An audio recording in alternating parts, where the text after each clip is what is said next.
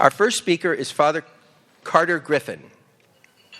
Father Griffin is a priest of the Archdiocese of Washington. Raised a Presbyterian, he converted to Catholicism while attending Princeton University. After graduating, he served 4 years as a line officer in the U.S. Navy prior to entering the seminary.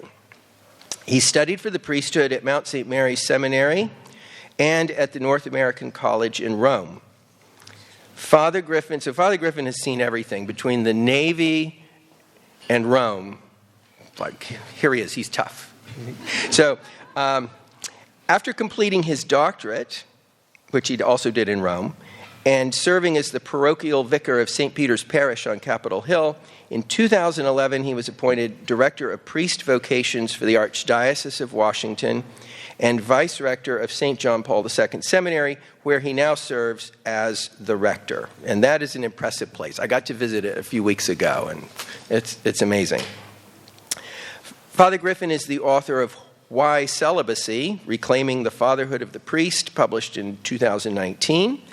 And today, he is going to talk to us about why strong families are the future of the church. Wait, I forgot one thing. One more housekeeping. You will see these little cards. Sorry, Father. There's some cards on your table which have Daryl Glick's contact information. These will be explained further later on, but these are put out in connection with an opportunity for a mentoring program that is beginning and that you'll hear about later. So in case you're wondering what these cards are, and if there aren't enough to go around at your table, there are more over here in the registration area. So sorry about that. Father Carter Griffin.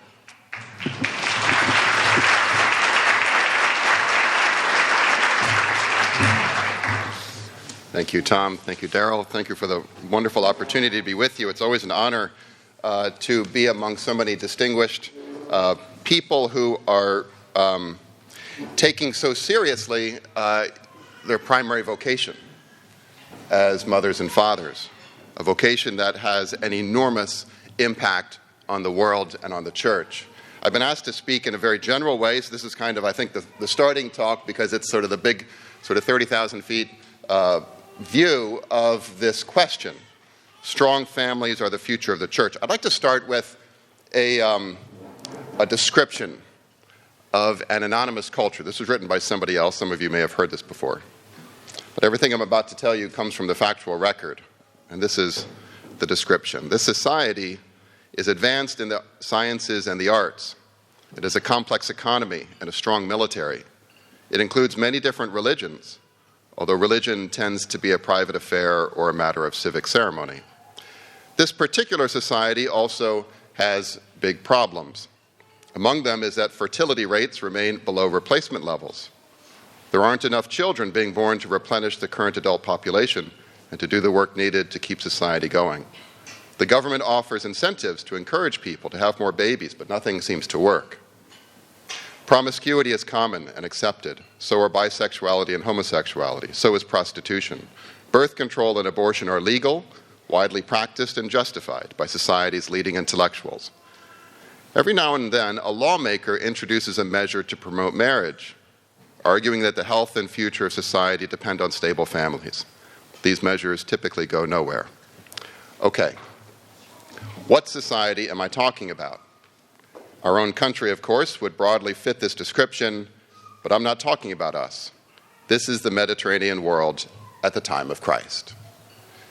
Those words were written by Archbishop Charles Chaput some years ago, and I start with them because there can be a tendency that we all have to see our own age as somehow radically unique, as something that we've never experienced before, when in reality, the situation that you are experiencing as Christian families is not that different from that experienced by the very first Christians in the first days of the church.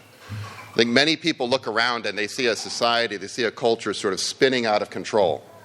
And in many ways, I think it is. But the church has weathered storms like this before. And she's come through to help rebuild every time. And she's done so through great saints, great thinkers, great reformers, but it never could have been done without great families. Families precisely that nurtured those saints and thinkers and reformers. As you know better than I, the family is the building block of our entire society. We get the family right, and we start to get everything right. Right? The healing begins from within. St. John Paul II famously said that the future of humanity passes through the family. So what is it about the family that gives it such leverage over the future of the church and the future, indeed, of civilization? I'd like to point out three sort of titles, because I think it's in the family where we learn, first of all, how to live well. I think it's in the family where we learn how to trust, and I think it's in the family where we learn how to love. And along the way, I'll point out a few ways that I think maybe our families can become intentionally sources of renewal in the church and in our culture. So first of all, how the family teaches us how to live well. And there are many ways this happens. Primarily, I think it happens because it's generally in the family where we encounter the Lord. It certainly will be in your families where your children will first encounter the Lord. You know, the structure of the church is that of a family. We call the Pope the Holy Father. We call our parish priest father of a spiritual family. But it also works the other way around, right? That the family is also the church in microcosm, what the Second Vatican Council called the domestic church. And in God's plan, most people encounter him in the midst of their families. The incredible gift of procreation, which God gave only to human beings. Animals reproduce, angels don't procreate. It's only human beings who have this capacity to come together in love and generate something bigger than themselves.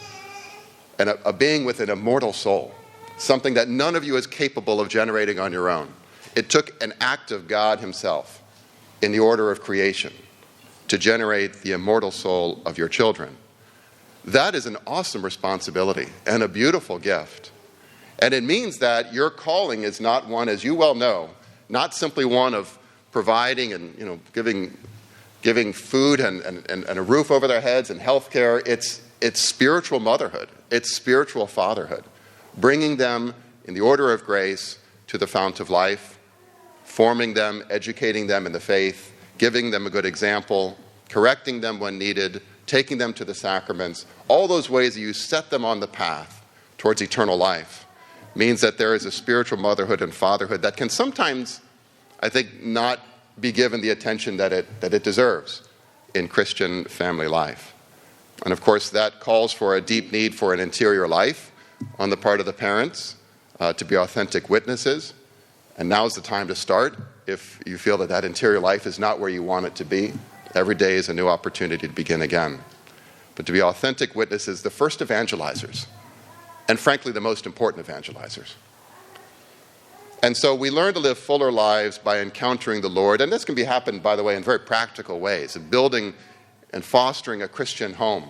You know, when you have gone to your reward, how will your children speak about you and about the family, about the home that they were raised in? Was it evident that it was a Christian home? And by Christian home, that doesn't mean that the home has to look like a church. You know, life-size crucifixes and, incense. You probably want to burn incense in some parts of the house sometimes, but that's not what I'm talking about. It's building that feel of a Christian home, right? The art that's on the walls, the books that are on the bookshelf, the games that are played, that sense of in the midst of all of the craziness and busyness, there's a cheerfulness and a brightness to the home that is unmistakably Christian. So we learn how to live well in our families. And part of that, too, I think, is learning the capacity to recreate well. We call it recreation. What does that look like in the family? You know, there can be a tendency to and we all have this tendency, I think, today, to sort of drift to the lowest common denominator of the screen. But if there's a way of teaching your children how to recreate, how to have leisure, how to enjoy themselves apart from screens, it's a gift that will be with them for the rest of their lives, because we're not the culture is not turning back from this. It's going to become more and more focused on the screen. And to learn as a child what it looks like to enjoy themselves without them is a great gift in learning how to live fuller lives. And one other aspect of this learning to live well I would suggest is that in learning to live together, and this is one of the blessings of a big family, but in any size family, learning the give and take of being in a family is something that many have not experienced. And this is not just in communion, but also in disagreement. You know, there are a lot of folks talking about the nature, the divisiveness of culture and of politics, and, you know, it's impossible to have a conversation with somebody with whom we disagree. Part of that is because those skills were never developed in the family, the capacity to disagree well. I was reading something not too long ago about the disappearance of the middle child. You know, most families only have one or two children, but it's the middle child who tends to be the peacemaker. You know, and as a middle child myself, I would say there are not enough of us out there, you know. So we learn how to live well, including sometimes learn how to disagree well. Second, we learn how to trust in the family. George Shultz, the former Secretary of State, gave a beautiful talk when he turned 100. And in that talk, he said, trust is the coin of the realm. You know, trust is the coin of the realm. Any realm. You know, whether it's the family or the school, the boardroom or the office environment, wherever it is, that if there's not trust, then there's only poverty. And so we learn to trust our brothers and sisters, we learn to trust in the family, but in a particular way, I would argue we learn how to trust authority. Right? We have a massive authority problem in our culture today. And in part, I think it's because that very often authority has been reduced to a perversion of itself, which is power. Right? And so a lot of people see all human relationships in this context of power, and power simply means I have the capacity to dominate you. I outrank you. I'm stronger than you. That's power. Authority, which might look similar to some, is actually kind of the opposite. Authority is this capacity to help grow. It's a matter of service. It's precisely exercised for your sake, not for my sake. And where people learn that is in the family. They learn what it looks like to have somebody who has authority over them be a source of life for them. Because that's you. You're the ones who give that lasting blessing on children. When you are comfortable being the adult, when you're comfortable serving them in this way, even when it's difficult, when you reject the idolatry of youth that is so common today, children will have a healthy sense of authority to be able to be a follower and a leader when they learn that authority through you. And interestingly, this is also, I think, at the root of a lot of this galloping atheism today, frankly. There's this fascinating writer named Thomas Nagel, perhaps some of you have read his stuff, and he talks about this fear of authority in his own atheism. This is what he says. I'm quoting him. He says, I want atheism to be true, and am made uneasy by the fact that some of the most intelligent and well-informed people I know are religious believers. It isn't just that I don't believe in God and naturally hope that I'm right in my belief. It's that I hope there is no God. I don't want there to be a God. I don't want the universe to be like that. And then he concludes with this. He says, my guess is that this cosmic authority problem is not a rare condition, and that it is responsible for much of the scientism and reductionism of our time. So the good exercise of authority is at the heart, I think, of much of this inner renewal, this inner healing that is so desperately needed in our culture and in the church even.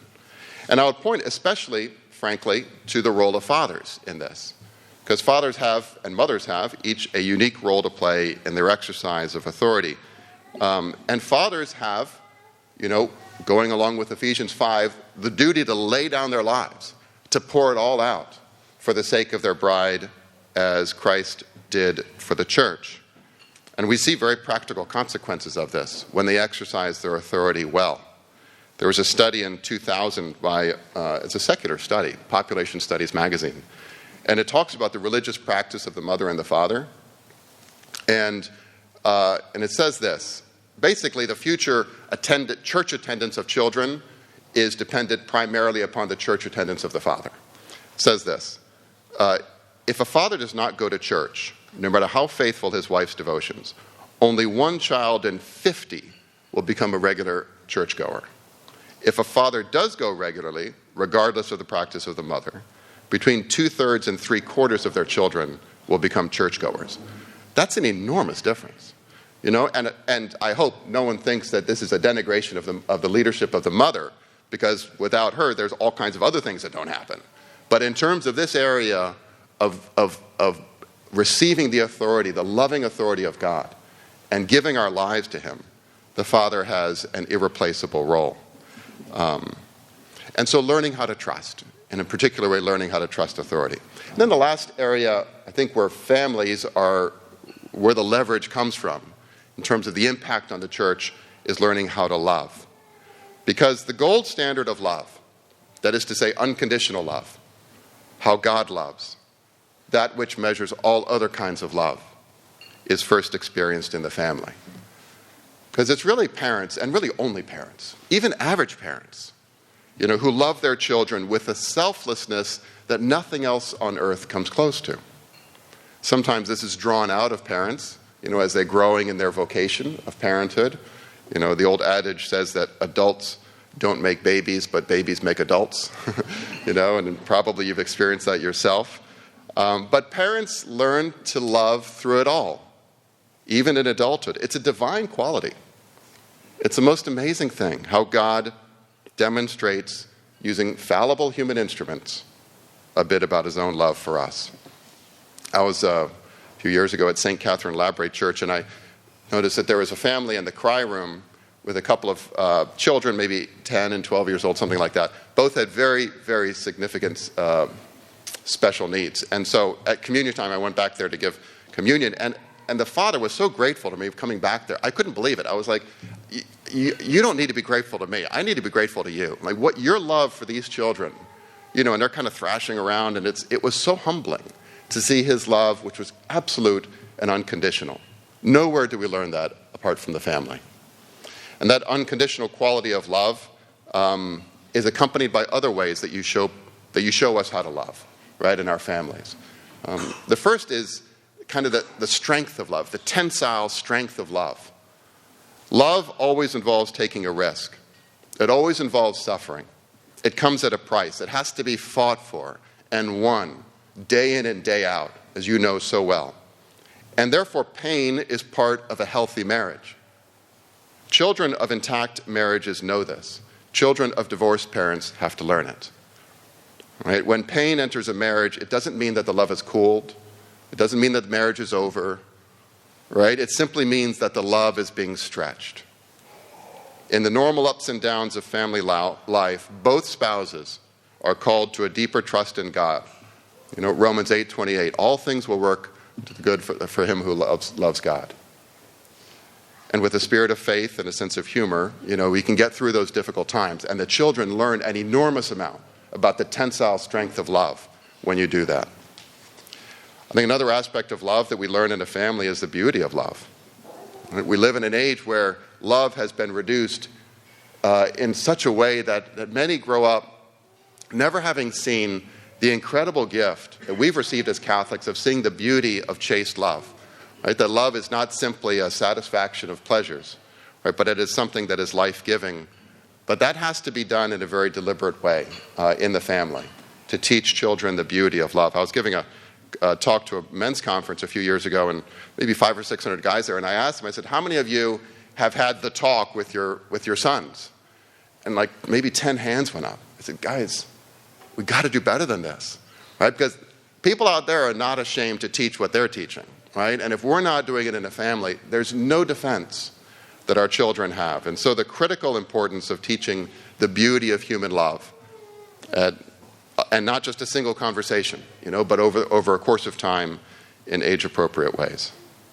And then the last thing I'll point out about how we learn to love in the family is that we learn the sacrifice of love. And this is very close to my heart because I see this all the time in the seminary. And the men coming forward for formation, are men who almost universally have learned the beauty of sacrificial love in their own families. And you see it day to day in your lives, and I see it day to day in the life of these seminarians. You know, when these kids are raised in such a way that they're actually looking forward to finding out what God has planned for them, even if it involves a sacrifice, perhaps especially if it involves a sacrifice. You know, John Paul II was not hesitant to say that the family is the first seminary. It's the best way to nurture priestly and religious vocations is to live your own vocation well. There's a charming story about Pope St. Pius X when he was elected Pope, and he had one of his first audiences, his mother. And so his mother came to an audience, and she obediently knelt down and kissed his ring. And then she stood up and she showed him her ring, and she said, "Now you kiss my ring." He said, "For without it, you never would have received yours." And she was exactly right. Strong families lead to a strong church, including a strong priesthood and strong religious sisters and brothers. And so, how to live fuller lives, how to trust, how to love well. And there's one last thing I would say about how strong families contribute to a strong church. Because it's in the family where we get a glimpse of heaven. The reason for it all. The very purpose of the church on earth. The goal of the church suffering in purgatory. The home of the church triumphant. Marriage will come to an end at the end of the age only because it gives way to that which it foreshadows, which is the wedding banquet of heaven. Your efforts to build a Catholic culture, a human culture in your family, day in and day out, with sometimes heroic efforts, in big things and in small things, will bear fruit. It is bearing fruit in ways that you would not always perceive at the moment. The deep spiritual illness and moral poverty all around us, like the Roman Empire at the time of Christ, is not invincible, it's not permanent, it's not inevitable. The early Christians were subversive in the very best sense of the word. They overturned a corrupt culture, not through force of arms, but through the moral force of their family life, through peaceful change and healing from within, through their joyful witness to the truth of the gospel, through a courageous and tenacious adherence to the truth, whatever the cost to themselves. If we do that, if together we do that, then we will do all we are asked to do. And the Lord's church will thrive, and there will always be a safe harbor for any soul who searches for the truth, and a strong bark for any soul weathering the storms of life. We are far from helpless in the confusion that surrounds us. The means of renewal are within our reach and ready to be used. Thank you very much.